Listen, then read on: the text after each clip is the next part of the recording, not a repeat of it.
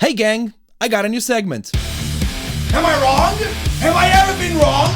It's going to be the victory lap of the century. I promised that it would happen, and it's going to happen today. Yesterday, there was rumors, right? That was like things were going on. There was like this video package as well with the tease that Chasamos was going to retire. He's been away. He's been away all month. Backstage in the interview afterwards, he was like, I need to dedicate some time to my wife. It's our 15 year of marriage, and so I'm gonna go away. Kind of like implying that I was gonna retire. And I wonder, I don't know what was going through his mind. I mean, what am I gonna do? Ask him? I don't care about him telling me. But he asked for some time at the show yesterday, and he came in with his boots in his hands. Every wrestler in the UK wants to be a Red Pro. So when you're the champion, there's a huge amount of pressure. Then I fell into a vicious cycle of show, getting hurt, spending a week trying to recover, do a show, get hurt. Oh no, I hate when I get chances to be successful and I take them and then I complain about the things that I get. Oh no. You don't understand how much this hurts. It's mentally and physically, it takes its toll. Oh, woo, boo, woo. Go get a 9-to-5 job then. You're not a butcher? This is results business, right? But I had a great career. You did, yeah. People.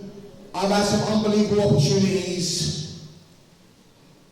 I've had an education in pro wrestling. You can't buy it. And I'm so proud of that.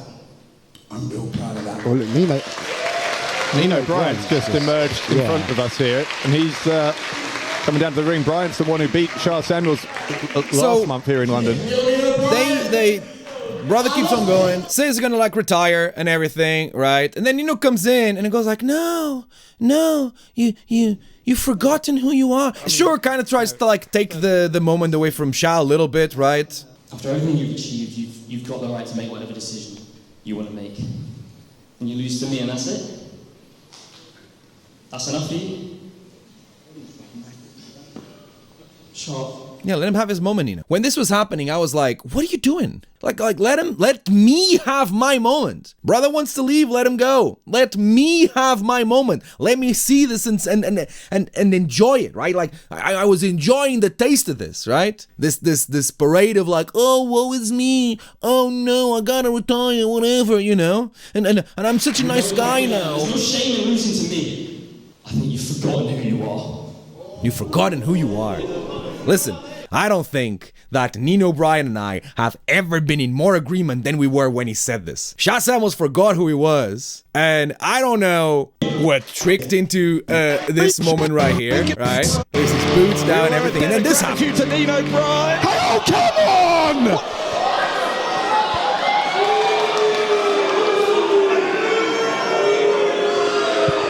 And it's not over, right?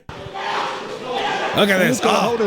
Nino Bryan head first into a ring Against post. The post. Going after the Kill a couple of contenders. What is called ringside? Tyson Keaton running away. Samuels grabbing hold of Nino. Killing Parker.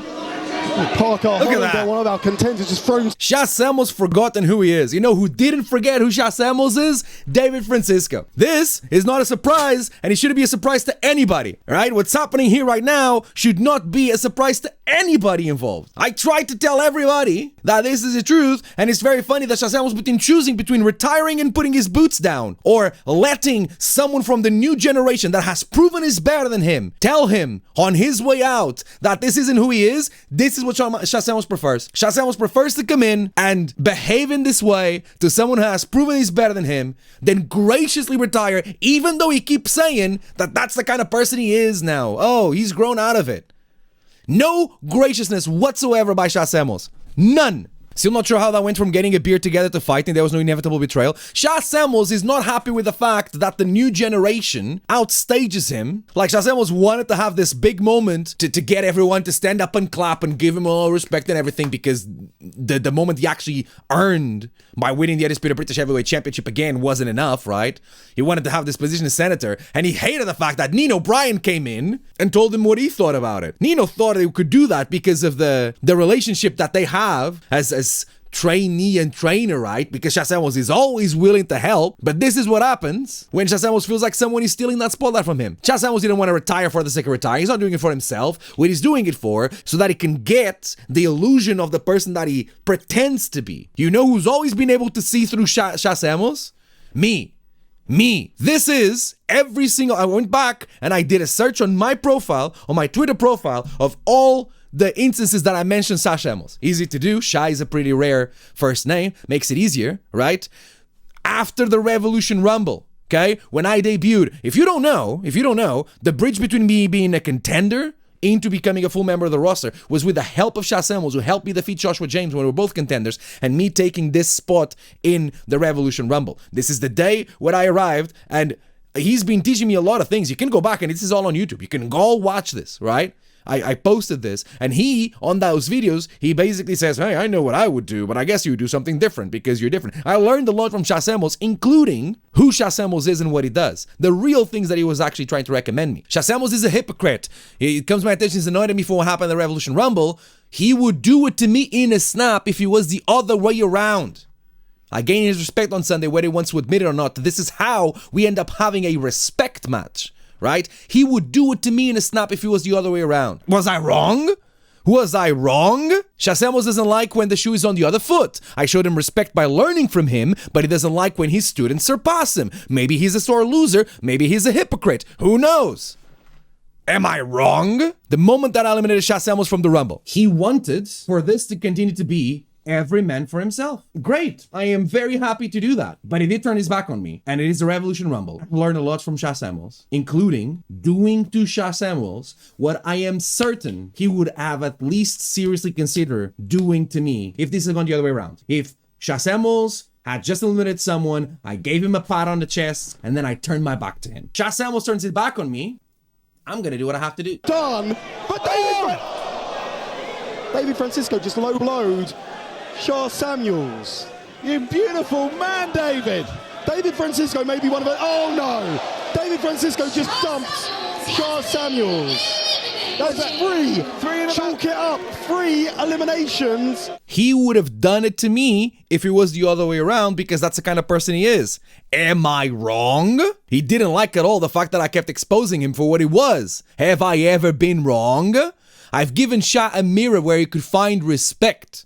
And then I gave him an out, right? Everyone remembers. If you don't, you can go back and watch it. I kind of messed Chas Samuel's leg and took the scarf away as a hunting prize, right? I took that as a prize for what I did. I gave him an out. He had an out. He could have just walked away. Even if he didn't want to walk away from wrestling, could have walked away from the interactions with me. I gave him an out and he didn't take it, and he had to come back and ruin a huge moment that I had at your call. Right? Like his house. He did this to me because I spoke the truth and he was trying to silence me. That was the effect that he had, right? I'll never respect someone who chooses to live in denial, and that's what Chas Amos, the way that Chas Amos has always lived, right? So my question is, as I continue to ask and put it forward, have I ever been wrong? Am I wrong? I don't care how long it lasted. I keep these things in mind. If there's anything you know about me, is that I am petty as hell. If nothing else, doesn't what happened yesterday prove that every single thing that I've been saying about Chas Amos is right? Tell me that I had no reason to have a gripe. And also, I feel vindicated, because this is the way that it always works. It doesn't matter how long it takes. It doesn't matter what it takes for it to happen. At the end of the day, am I wrong? Have I ever been wrong? David Francisco is always right. That looks so painful. It was worth it. It was worth it. I'd never give him the satisfaction. It was worth it. Screw him and anyone that didn't see this coming. The only reason why everyone was happy with that win is because they hated RKJ more than they could potentially like Chas Amos. Oh, I know I want to get my moment, and I want everyone to treat me like a big senator. Yeah, wonderful. The moment something goes away from his plans, the moment he feels outshined in any way, when Nino was right, the moment he feels outshined in any way, this is his reaction. Screw him, and everyone who said that I exaggerated. Southampton saw it before anyone else, and now they don't see it anymore. anymore because they're all drinking the Kool-Aid. But again, as always, and I'll keep saying it until the cows come home. Am I wrong? Have I ever been wrong? I'm happy to get on board with the pettiness, but I have an irrational reason to not like Sha. David was right. Also, very funny to look back at these videos and these moments and see how bare the shelf used to be. Thanks for everyone's giving trinkets and treats.